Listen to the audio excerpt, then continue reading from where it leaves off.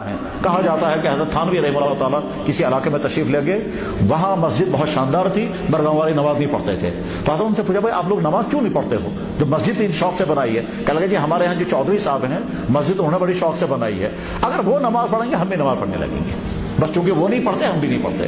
تو حضرت ان سے ملاقات کرنے کے لیے گئے اور جا کر ان سے فرمایا چودھری صاحب ہم نے سنا آپ نے بڑی شوق کے ساتھ مسجد بنائی ہے؟ کہنے لگا جی ہاں، اگر اس میں کوئی کمی ہو تو بتائیے ہم وہ بھی پوری کریں گے، مگر آپ نماز، کہنے لگا نماز ہم سے نہیں پڑھی جائے گی۔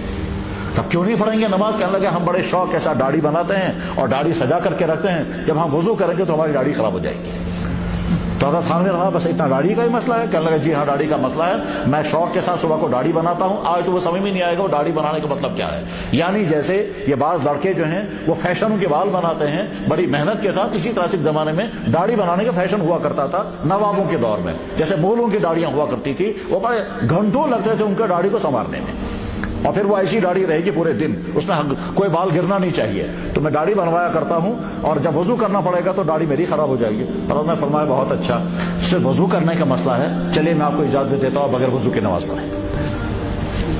کہنے لگے بغیر وضو کی ہو جائے گی نماز؟ کہنے لگا وہ تو بعد میں دیکھیں گے، ہو جائے گی پھر آپ شروع کر دیں۔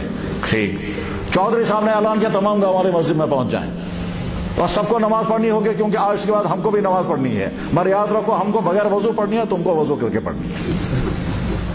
تو بہت اچھا، نماز شروع ہو گئی۔